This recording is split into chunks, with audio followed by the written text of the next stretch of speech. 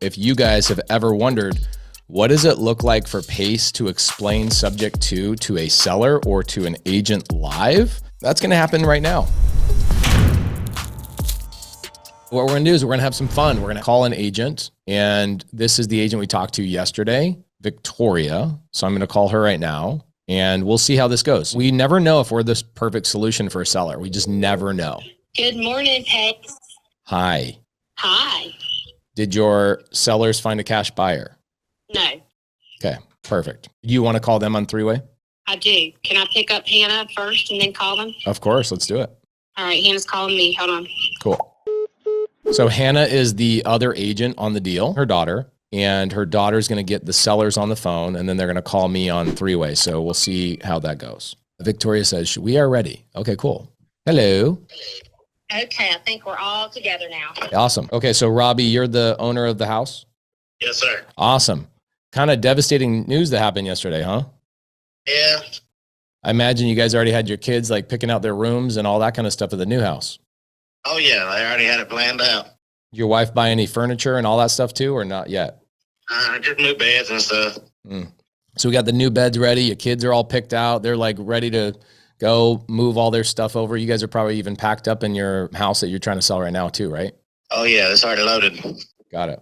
Okay, so my name is Pace. I'm a real estate investor. I've done deals with Victoria in the past, and so she graciously allowed us to get on the phone call today, see if I could potentially be one of, I'm sure, multiple solutions you guys could probably find over the next couple of days. I have solutions that I bring to the table that other real estate investors that just aren't as experienced or haven't been around as long as I have, they just can't.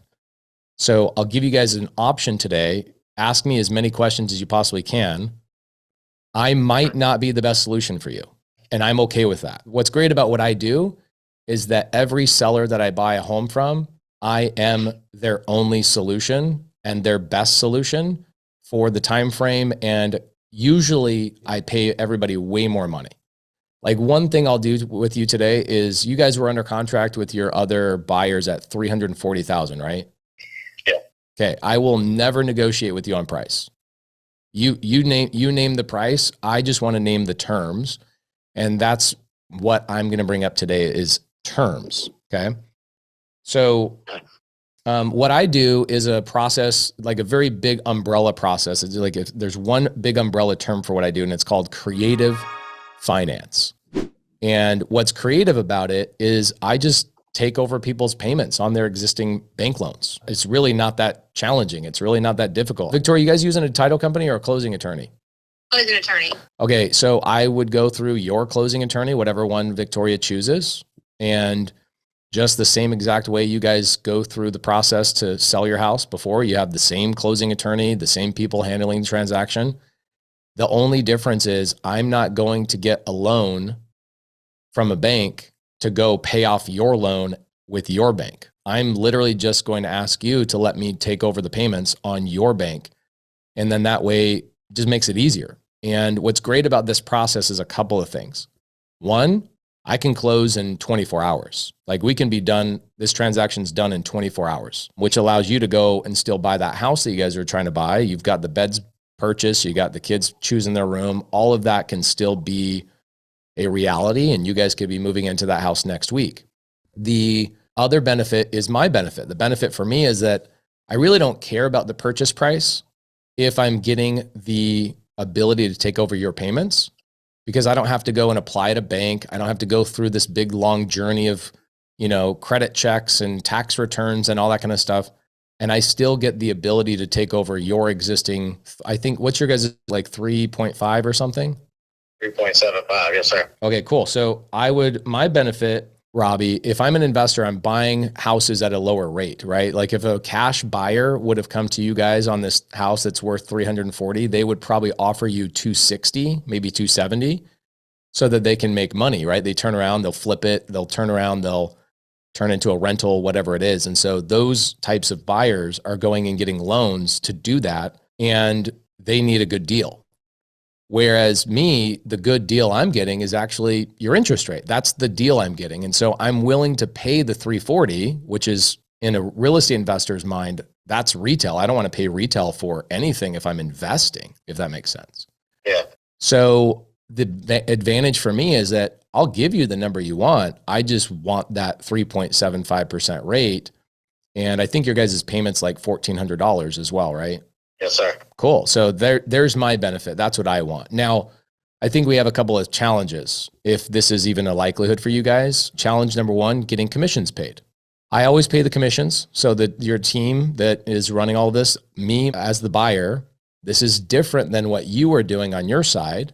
You guys were selling the house for $340 and all of the agents were being paid for by you out of your pocket. I will pay the agents out of my pocket. So not only are you going to get $340, but you truly get $340. Okay. When you get $340 on a regular retail transaction, you did not get $340. You got $340 minus all the expenses and the commissions and all that kind of stuff. You probably got closer to like $320, maybe even less. Yeah. So I'm paying you actually more with this strategy because I'm paying for the agents out of my pocket. Does that make sense? Yes, sir. Cool. So there's a lot of benefits to you. Now, the downside for you is that what I understand is you actually have a significant amount of equity in this house, correct? Yes, sir. Okay, great. You guys, I think the house, let's say 340, you owe how much on the property? Like 180? Just ballpark. Yeah. Okay. So you've got some equity in this thing. You've got well over $100,000 in equity in this thing. Here's the disadvantage for dealing with me. I don't want to give you your equity up front. The way we handle that is we do a couple of different things depending on what seller I'm talking to. Some sellers just go, I don't even care about my equity right now. Let's do a 0 down deal where I don't do anything but pay for closing costs and commissions, and I take over the payments, and the seller will give me sometimes 3 or 4 years to pay off their equity. Okay. I'd say 80% of my clients that I buy houses from don't ask me to pay their equity for 3 or 4 years. That's the majority of sellers I work with. I imagine some of the equity you have in this house, you guys are planning on rolling into the next house. Is that correct? Yes, sir. Okay. So I can't pay you all of that equity up front, right? I don't know what the equity dollar amount is, but let's just say it's over 100,000 without us pulling out calculators and pencils and all that kind of nerdy stuff. Let's avoid all that. Let's just say it's over 100,000. Okay. Just for animating this picture, right? Yeah. What I do for other sellers is I'll say, why don't I give you $20,000 down and I owe you $80,000 in the equity. Now, what I'll do with that $80,000 is either A, in 24 months, I'll refinance into a new loan, and that new loan now pays your $80,000 plus refinances the loan, your 3.75%. It refinances that out entirely. I would be an idiot to refinance right now because interest rates are high, right? It wouldn't make sense for me to get rid of your interest rate that you might let me take over if interest rates are where they are at. But if interest rates lower, like we think they are at the end of the year, then I might refinance in November this year, lower rate, pay off your $80,000 in this example, and refinance your loan out, if that makes sense. Yeah. Okay. So the question we got to ask is, one, is this something that you're even interested in? And then two, if it is, what's the least amount of money down I can give you so that you can roll into the next deal and get that house done? I think we might have to talk all of that over with the planner to get final numbers to see. Okay, got it. So what we're looking at. Here's what I would do in this situation. I would say, let's talk through while we got each other on the phone. Let's talk through a scenario, assuming that everything is going to go well with the next loan and we don't have any problems with that. So you guys will have that conversation after this. Obviously, you'll go talk to that lender. You'll talk to the other agent. You'll have those conversations. And I'm sure we'll uncover some hiccups and some hurdles. And, like every real estate transaction, there's always a dozen. If I don't have a dozen hurdles in a transaction, then it wasn't a fun transaction. I can tell you that. We like the hurdles. They're fun. That's how we learn stuff. So there's going to be some hurdles in the conversation that you have with the lender. We'll overcome all of those like we always do. But in this conversation, since I've got Robbie and Victoria and everybody on the phone, Robbie, what are your thoughts on me just taking over the payments and getting the commissions paid to your agent so you guys can go buy the next house? Are you opposed to this idea? Do you have any questions about it? No, I think I just sign it over to you, correct? That's it. We use the title company. They have you sign one document called a warranty deed. Deed goes in my name, and then I start making the payments on your guys' behalf. You guys roll into the next house, and transaction's done in 24 hours. Yeah, man, I'm okay with that. Okay. So it's a good solution for a lot of sellers. Victoria and I had a deal we did in October, very similar. You know, seller was kind of in a bind. I came in, solved the problem. So I'm not always everybody's first solution, right? I'm sure that yesterday, just having the buyer do what they said they were going to do is the first solution you wish just happened, right? Yeah. By the way, did you guys get to keep their earnest money? I hope you guys did. Yes, we got to keep the due diligence. Good. Yeah, the due diligence. Good. I mean, that takes a little bit of the sting away, I imagine, but still it's frustrating to be sitting there. And I'm sure your wife is a wreck emotionally about, like, you know, you got the kids all excited, you got everybody excited. And now she's sitting there going, well, what are we going to do now, Robbie? You know? Yeah. So if you have no questions, Victoria, are there any questions you want him to ask? I don't think so. I mean, I think we covered everything and how it works. Robbie, you feel Like, am I paying him back or he pays me back? Like, with the part of the equity? No, I pay you. So that's a really great question. So Robbie, let's say you sell the house to me for $340, and let's just say hypothetically I take over your bank loan and it's $200,000, right? So you owe $200,000, I take over the bank loan. Well, yeah. that leaves an equity spread of $140,000, right? Correct.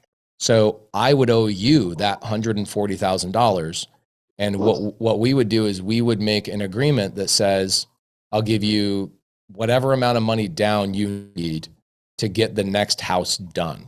Okay. So let's just say hypothetically it's 20 grand. I'm just going to make that up. Okay. I give you 20 grand down. It helps you get the next deal done. How much do I still owe you? I owe you 120 grand. Yeah. Okay. So that $120,000, a lot of my sellers really don't care when they get that. They care that they get it usually within 5 years. I would, understanding this is your family's money, this is not an investment, this is your family's money, I would shoot to get you that remaining $120,000 probably within 24 months. And the way I get that money to you is I do a refinance when the interest rates go lower, and I go get a new loan for $340,000. That pays off the loan I took over from you, the $200,000, that pays that off. Yeah. So now no longer that loan's in your name. And then it also pays off your remaining equity of $120,000. Okay. Does that make sense? Yes, sir. Cool. Now sometimes, you know, my sellers will come to me and go, I'd really like you to make a monthly payment to me against that $120,000. Just kind of depends on the seller. You and Victoria need to have that conversation and say, hey, we'd like $100 a month, or we'd like $300 a month. I can tell you that if I take over your payment right now, Robbie, here's what I'm going to do with the house. I'm going to turn it into a regular rental. Okay. So I'm going to go in, I might, you know, clean the carpets up. You got kids. So I imagine they got a little bit of like scuffs on the baseboards and little things like that. Like my kids just love to beat up my house. Yeah. I'll probably clean it up a little bit. I'll throw a renter in there for $2,200 a month, whatever it is. Your payment that I'm taking over is $1,411.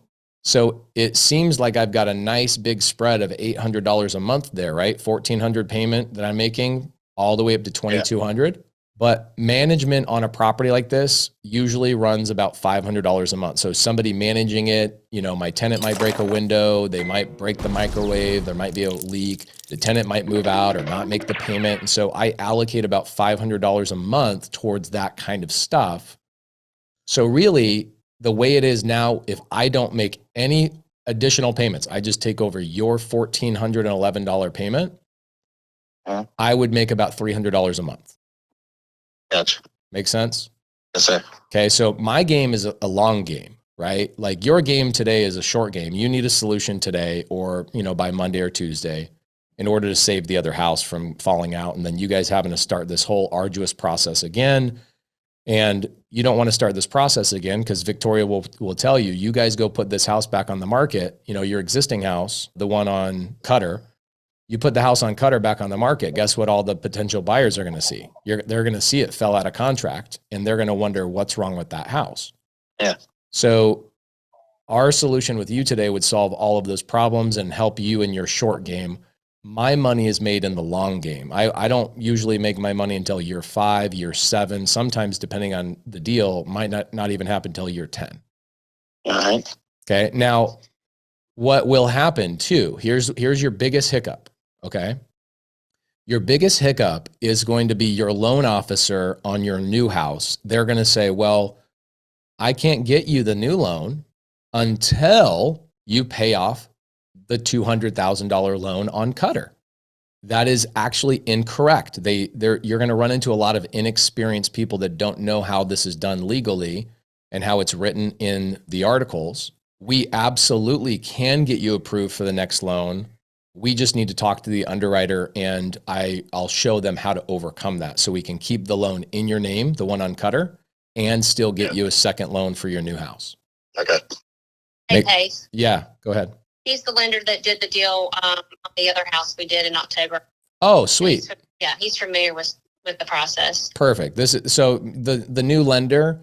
This is what's so great, Robbie. I'm sure you've ran into, you go to a bank teller at a bank, and they say, "Sorry, we got to put a hold on this check," and Right. and you're like, "What the heck? I'll go to a different branch." You go to a different branch, and they don't put a hold on the check, right?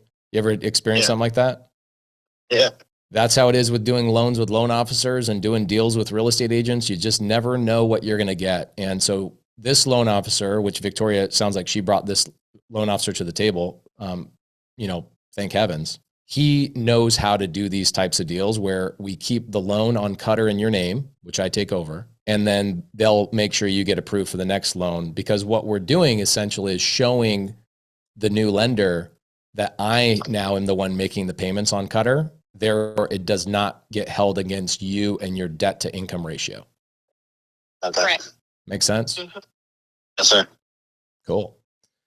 Well, sounds like this is probably a good solution for you guys. I never assume that we're going to do an agreement or anything like that. I always want to make sure that you guys are happy and you go do your due diligence. Obviously, you and I have done deals together before, but it sounds like you got your next step is call the next lender and say, what's the least amount of money that we could take out of Cutter and roll into the next deal to get the loan done. Okay. And then That's right. when you guys get that information, then Victoria, you shoot me a text and let's get this deal done and close on Monday or Tuesday, get the deal done. Agents get paid. You guys get your down payment, roll into the next house, and let's get your guys' family in the new house. Yes, sir. Yeah. Cool. Anything else you guys need? Our lender is aware that we were talking this morning, and he knows that we're going to be calling him after we had this conversation with you. So he's cool and knows the drill. So yeah, just to find that out is basically what we need to know. Okay, cool. Robbie, I'm here. If you guys decide to go a different direction, I'm shooting for you guys. I'm praying for you guys. I hope you guys figure it out, whether it's me or somebody else. If I can be a solution for you guys, awesome. If you go a different direction, I will give you a high five all the way from here in Arizona, all the way there in North Carolina. Yes, sir. All right, brother. I appreciate your time. Let me know if there's anything we can do. And Victoria, if the lender says, hey, we're good to go, just let me know and we'll have the transaction coordinators put all the agreements together and we'll get this under contract today. All right. I appreciate you. Thank you for your time. You guys are the best. I appreciate you. Thank you. All right, bye-bye.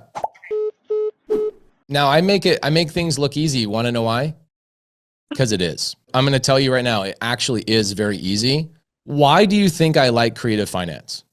Because I'm the only solution. I don't have to go, well, I'm better than this and I'm better than that. And they make more money. The agent gets paid. I solve their problem and I get a 3.75% interest rate and I make $300, $400 a month on cash flow. The rent rate, we could rent this out for about $2,300 a month. We're going to have, $500 a month in management and expenses and all that kind of stuff. So really we really only have like $1,800 to play with. So if the payment on the mortgage is not below $1,800, we're going to have a hard time with this, right? The payment on this house is $1,411. Right. So we can make $389 a month cash flow after we have a $500 expense budget every single month. All Pretty right. cool. Pretty cool. Okay, so this is a money maker. Now, what's cool about this, Alex? Let me kind of break this down for you. By the way, Alex, it's Saturday. She did not want to come in here. She wanted to be feeding her plants, but I told her, hey, just so you know, I'm probably going to get this house under contract today. So she decided, she's like, oh, the FOMO's getting me. I want to make sure I come in here. Let's imagine that you are the one that's doing this deal. Okay. There's a couple things we could do here. One, we can wholesale this deal. Somebody would pay you $10,000 or $15,000 for the right to take over this person's mortgage. The value is not in the purchase price. The value is in the 3.75% interest rate I get to take over with an existing loan at $1,411. Does that make sense? Yeah. So in creative finance, the value is very rarely the purchase price. The value is always a low down payment, and then also just taking over a low interest rate, and I can cash flow from day one. I don't have to do any application with a loan. I don't have to call a bank. I don't have to show my credit report. I don't have to give tax returns. I don't have to show my bank statements. And here's the coolest thing on top of all of it. If I give the agents, this is where like a new person is going to have their minds rattled. They're going to go, well, hold on. I have to give that agent their commissions. I don't have that money. And I have to pay for closing costs, and I don't have that money. And I have to give the seller, let's say $20,000 down, right? Oh my gosh, I don't have any money. Okay, well, that's really easy. Okay, I can just get what I call it a PMP. Okay, it's a little acronym I made up, which is Private Money Partner. Okay. So somebody would come to me, they would bring that money to the table, probably around 40 grand. And that would be, this is why we have Gator, right? This is where Gators come in. So they come in, and a Gator comes to the table, and they bring the $40,000 or $50,000 to the table, and I partner with them, and they get 50% of the deal, and I get 50% of the deal. Yeah. Okay. And that way, I'm the person that put the deal together. The agents get paid their full commission. So Victoria and I go and do, 5 to 10 more deals every single year together. She's awesome. Obviously, you can tell. She gets paid her full commission. You notice I'm not trying to negotiate Victoria down. Absolutely. If it was a cash deal and I actually was having to go get a loan for this, I would be negotiating everybody down. I would be offering $280 to the seller, not $340, $250 to the seller, not $340. Here, I'm like, right out of the gate. What did I tell Robbie? I said, Robbie, I'm not here to negotiate on price with you. You name your price. I just care about terms. Now, what is great about creative finance is it dominates. No cash deal could ever beat me. If you are going into the same appointment with me, no cash deal is ever going to be better for the seller, better for the agent, and better for the buyer than a creative finance deal. That's it. You can't do it. Here's the thing you guys don't understand. There's 25 things I did in that phone call that you did not notice. Really good people will understand how I overcome objections before they even are a thing. I bring them up. I bring them up in a way of like, well, you might run into this thing and but let me tell you, we're going to handle that. I already knew his biggest objections. Okay, there you go. Carolyn says, here's your hiccup. Here, we're going to run into some hurdles. We're going to run into this thing and There you go. Tim Phillips says you addressed the downsides before he did. So for the people that are like, wait a minute, oh my gosh, you have to refinance. I thought you don't like banks. Well, I didn't say I was going to refinance. I said, if interest rates go down to a point where it makes sense for me to refinance, then there's a likelihood I will. But I also said to him in the same breath, I don't even think I took a breath between these sentences. Same breath. I said, but I would be an idiot to refinance right now. I would be an idiot to refinance right now. I'm not going to refinance until it makes sense. Do we all remember me saying that? Give me a yes. Yes. Okay. So some of you new people, go back and watch that recording. We'll send it out to you guys. Go back and rewatch that recording. I have I think 1,300 of these calls with my students inside the Sub 2 Vault, where I've made literally 1,000+ phone calls like this for the Sub 2 students. And what my students will do is they'll just rehearse exactly what I say over and over and over and over until it becomes theirs. And then they kind of put their own spin and their own personality on them. And in some ways they become better than me. So I made that look effortless, but the reality is Michael Jordan made basketball look effortless too. But you got to remember, he put in thousands and thousands of hours of work into making that happen. And this is how you make money. This is how you stand out from the crowd. This is how you become a millionaire. When people listen to my seller calls, they don't look like a sales call. Did that look like a sales call to you? Or did that just look like me solving somebody's problem? No, it sounded like you were right there with them. You were, understanding their situation, meeting them where they're at, like really sympathizing with it. And I feel like that brings everybody's guard down. And like you were saying, bringing up those objections and telling them, like, I might not be everybody's solution, but I want to see if maybe I can help you out type deal. It's so beautiful. It's fun, right? And now here's the other thing too, right? When somebody really stupidly, Alex, you'll see this in Facebook, you'll see it in our Instagram comments, you'll see it in YouTube comments. People go, I don't know why a seller would ever let you take over their payments. This is so stupid. I think we've obliterated that objection on a call like this, where you go, are you kidding me? There's a family, this is a real family. Yeah. And a real story. The agent's going to lose all her commissions. Okay. Which, she does care about, obviously, but Victoria obviously is one of those unicorn agents where she's like, look, of course I want to get paid. I'm not working for free. I got a family support as well. But the bigger thing that happens is the husband, Robbie, think about his situation where his wife is in absolute emotional turmoil. Their kids have already purchased, not just picked out their bed, they've purchased their bed for delivery, and they've already packed up their other house. Make sense? Yeah.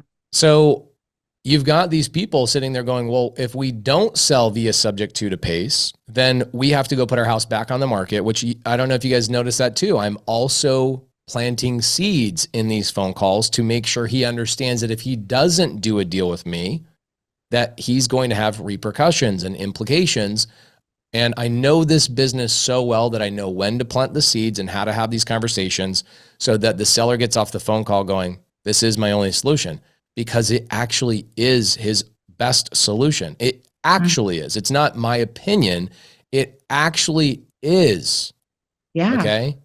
Chris Bedoya says, how would you pay the equity after 24 months? Chris, did you sneeze when we explained that part, my friend?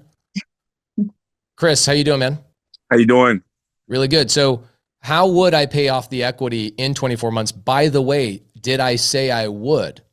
No, you didn't say that you would, but I don't understand that part where, like, okay, you said that you might refinance at 24 months if the interest makes sense, but how would you tell the customer eventually how you're going to pay that equity that they there's so much that goes into having a good transaction coordinator, right? This is why we have the top tier TCs in our community. The paperwork actually will state that I will not refinance that loan until the loan I refinance into, one, appraises at the purchase price that I bought it for, and two, I can write in there anything I want. I can say I will not refinance until interest rates reach 2.5%. Okay, but how would I love the buts. No, that I understand. But so when are you going to pay their equity? At what point? Do you have a crystal ball when interest rates are going to hit 2.5%? Because then I can answer that question. No, I'm still confused, man. I'm sorry. You're not confused. You're overcomplicating it. You are expecting this to be way more challenging than it is. One, let's remember, Chris, I'm very good on the phone. Oh, you're great, man, and everything. You're great. So here's the challenge. I did not tell the seller that I would refinance in 24 months. So first and foremost, this question of, well, how are you going to refinance in 24 months, which is literally what you typed in the comments. Correct. I convinced you that I was willing to do it in 24 months. I never said I would. I didn't say I would. I said I was willing to do it if the interest rates hit a certain point. Does that make sense? Yeah, that part I understand perfectly. Okay, cool. Now let's go forward. Your question is, well, when will you pay off the equity? Correct. Probably 5 or 7 years. If the interest rates go down, let's say interest rates go down to 2.5%. I'm taking over what interest rate right now, Chris? 3.75. Yes. So wouldn't it make sense for me to refinance if the interest rates hit 3%? Wouldn't it make sense for me to refinance? Absolutely. Yeah. Okay, so there we've answered your question. Gotcha. I get you. Excellent. And so I already answered the question for you. I said a TC will put it in the agreement and say PACE will not refinance until, and I said you can make it up, 2.5%, 2.9%. Let me teach you something else, Chris. Yes. When we are on the phone with a seller, just like when I'm talking to newbies, I don't overwhelm them. I am a sniper, not a machine gun. What do I mean by that? What I do is I see all these newbies that get on the phone call and they're just like all the information they have and they've learned, They've collected all this information or like little bullets, and they just mow the seller down with way too much information, way too fast. Correct. Okay. So some of these situations that are in your brain of like, wait, we didn't work out all the details. You're right. I did not work out all the details with the seller. I will work out the details with the seller on the second phone call. Okay. Gotcha. Excellent. Why would I overwhelm the seller with information before I've got him to go do what I need him to do? Got it. Now I understand. Thank you very much. You guys are great. Appreciate it. Thank you. Now, he asked a really good question, right? Like, well, wait, hold on. When are you refinancing the loan, right? Well, we don't refinance a lot of loans. Here's the reality of everything. I'm trying to accomplish one objection this guy has. Okay, Robbie, this doesn't have many objections. He has one objection. You know what his objection is right now? He didn't even say it. I overcame his objection before it even was brought up. Do you guys know what his objection is? Anthony says, yeah, I missed it. He never said it. Yeah. No, that's not it. There you go. Justin hit it. It is speed to get the deal done. That's the only thing this guy currently cares about. Now, I'm not making up these solutions. This is why creative finance dominates cash. So here's the challenge with a lot of people. They have the cash buyer mentality all the time. The wholesale mentality of let me really dig my screws into the seller. Let me really dig my screws in and pull equity out. In a cash transaction, the only way for you to make money in a cash transaction is to pull the money out of the seller's pocket that you plan on putting in your own. That's the only way. The only way for you to make money in a cash transaction is for you to pull equity out of the seller's pocket. With creative finance, I can give the seller the number he wanted, and I can just structure in a way where both of us make the money we want. So what do I need to reduce his equity for if I've already got a great deal? The goal is to take care of the agent, make the agent look good so that I do more deals in the future. Here's the other thing, besides the way that we don't want to do business that way. Here's the other thing that we got to take into consideration. If I go and I push the screws on this guy and I really squeeze out all his motivation, I can tell you, I can manipulate this guy, Robbie, so incredibly deeply that I probably could get a $60,000 or an $80,000 chunk of his equity taken right off the top. And I could say, I'm not going to give you 140. I'll give you 50 grand. Yeah, I could do that. Either. I couldn't do that either. Okay. So this is what's great about creative finance. Cash buyers cannot do that. They have to screw the seller out of their equity. And I say that strongly because you're not screwing them. You are solving a problem. But here's the thing. Creative finance gives the guy the number he needs and the agent the number they need and me the terms I need. So why not just go with creative finance instead of a cash buy? How did you said you would pay him 340 because that's what he wanted. How are you? Here's the thing with creative finance. Let's just make sure we understand this before you ask the question. I'm not paying him anything. I'm writing down on a piece of paper that I'm giving him $340,000 and he is financing almost all of it with his loan. So a lot of people that don't operate in the creative finance realm, they really think I'm coming up with $340,000. I'm not. I'm not coming up with really any money. So when people are like, well, you're paying him $340. Yeah, on paper. It's like you saw Dumb and Dumber where they had the sticky notes and they're passing them out. That's as good as money, sir. Those are IOUs. Go ahead and add it up. Every cent's accounted for. Look. See this? That's a car. $275,000. Might want to hang on to that one. That's essentially what I'm doing. I'm literally creating a note that says I owe you money. I'm creating an IOU. So what are you doing then? How are you paying him? If you told him you're going to give him 340, then what are you going to do? Okay, he will receive 340. He will receive 340. Today? No. How? Let me ask you a question back. How will he not receive the 340? How about that? No, you answer my question. You don't. I think you're so confused because you're overcomplicating it. I probably am. But okay, maybe the $200,000 is a mortgage payment. That is not his money. That's the bank's money. I'm going to pay that to the bank, correct? Uh-huh. Okay, so he'll never receive that $200,000. The bank will receive that $200,000, correct? Uh-huh. Okay, so his equity. When will I pay the equity? Over time. No. When the interest goes down. There you go. And then who will pay the equity? Me or bank? Then you will pay it. I will not. I will go to a bank and the bank will give me a new loan that pays his 140 off and the 200,000. I will never have to come up with the money. Okay, that's where I'll be calling you that when that happens to me. There you go. So we could wholesale this. We could just make $10,000 or $15,000, letting another investor take this off our hands, and we just make a clean $15,000 and walk away. Make sense? Yeah. Easy peasy. Now, I don't love wholesale anymore in my career. And the reason being is because it's a job that produces money today, which is awesome. And I think 90% of people need that right now. And so that's why we talk about wholesale, we teach wholesale, but I've passed the wholesale phase of my career where I just buy everything. Yeah. So when I see a deal like this, I go, I want to buy it. Why? I'll tell you. Do you know the 6 reasons why we buy real estate? The 6 reasons? Yes. Let's go through them just real quick. Okay. Okay. This is important for you to understand why people like me will buy a property like this. Okay. And then I'll release you and you can enjoy your Saturday. So here are the reasons why I would buy this piece of real estate, right? So the piece of real estate is $340,000. The first reason why I would buy a piece of real estate is for the cash flow. That's what most people assume. That's why we buy real estate. We already talked about how much cash flow we're going to make, right? This property will make about $380 a month in cash flow. That's after management. That's after expenses. That's after everything.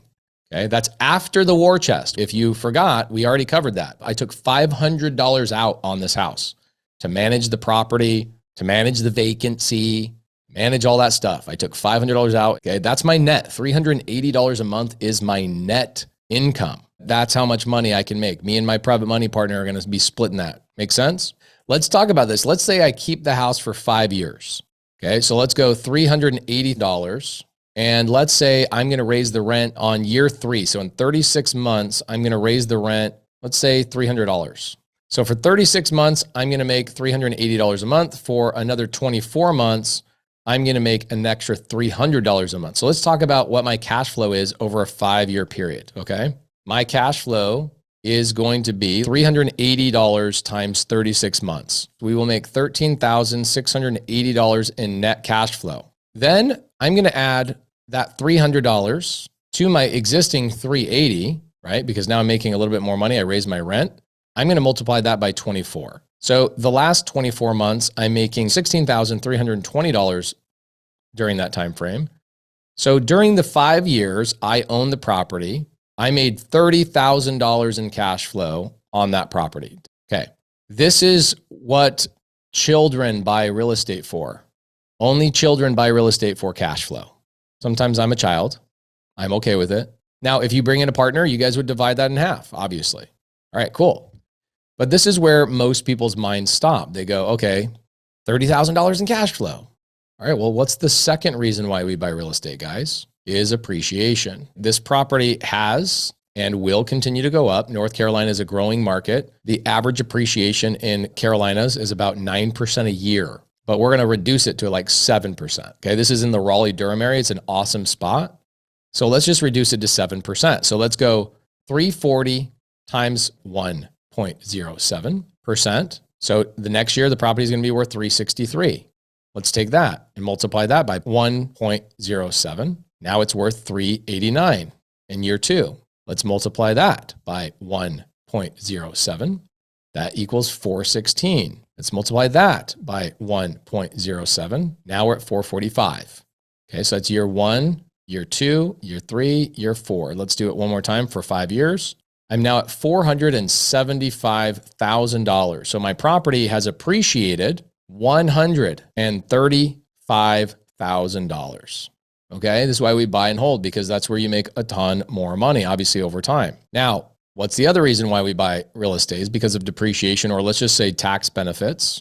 They are, by the way, bringing 100% depreciation back. So don't give me some stupid thing in my comments today saying it's not 100% bonus depreciation. Yes, it is. It's coming back. Read the articles. The Senate is in the process of passing that currently. Okay, so we're going to take 340. I'm not going to teach you guys about tax stuff today. What we're going to do is I'll just do the math for us, okay? Divided by 27.5 equals times 7 equals, okay, great. So my tax benefits are going to be $87,000. Amazing. Here's what else is cool. 4, I am doing something called pay down. I'm paying down that mortgage every single month And over the course of, let's say, all my payments, we are going to pay down the mortgage about, well, not we, but the tenants are going to pay down the mortgage about $40,000 during that time frame. Okay. 5-year period. How much money did I actually make? A lot. I made 40, 175, 200. I made roughly, I'd say about $300,000 on this property in a 5-year time frame. 5. The other reason why we buy real estate is for leverage. What does that mean? That means in 5 years, if I go do a refinance and I suck out, let's say out of the $300,000 I've made, I go suck out $100,000 in a cash out refinance. How much taxes do I pay on that $100,000? I pay $0 in taxes on a new debt. So let's say rates go back to 3, which they will. There's always, somebody always says rates will never go back. Bro, you've been watching too many YouTube videos. So here you go. You'll get 0 taxes on your $100,000. And so this is why we own real estate long-term, is because we can continually pull money out of our real estate every 5 to 7 years. You can get big chunks of money to go and deploy into lending businesses or do other things with it or go buy other cash flowing assets. This is why real estate is so powerful. Why 0 taxes on the 100,000? Mike, because it's not income, it's actually a debt. Does the refi apply on the sub 2 deal? Yes. When I do the cash out refinance, it refinances all of the debt. Okay. It refinances all of the debt. It's all brand new. I'm going and getting a new loan. Now, what's the 6th reason why we buy real estate? Is for the story. Why do we care about the story? I make more money on the story than I do on the actual real estate. Why is that? Because I tell people I buy real estate, therefore they sell me more real estate. I go talk to you guys about doing this. How great was this that we watched a live call with me pitching sub 2 and seller finance to a seller live, with an agent involved that solved everybody's problems. And now everybody's like, wow, Pace actually does deals. Oh my gosh, I can do this too. And when you say I can do this too, guess what you do? You go do it. You go connect with my sub 2 students. You go connect with the Gators and the top tier TCs, and you start doing business together. And guess what ends up happening? I end up making money. I buy deals with you guys. Carolyn and Myron Briley are in here. I've done deals with Carolyn and Myron. I think I've probably done 35 deals with them, 35 doors. The more you understand this, the more money I make. I get to do deals with you guys. Okay. Carly Grundman and I just did a deal out of the Carolinas a couple of months ago. So I create stories so that it compounds and more deals come back to me. Does that make sense? Do we all understand the 6 reasons why we buy real estate? Okay. There you go. That sub 2 deal with Victoria, I hope we do the deal. It is the best solution for that seller. We'll do a follow-up video and let you guys know what happens with it. So thank you guys so much. Enjoy your Saturday. And this was a fun little bonus for us to be able to talk to a seller today. Have a killer weekend, guys. I'm going to go hang out with my daughters. See ya.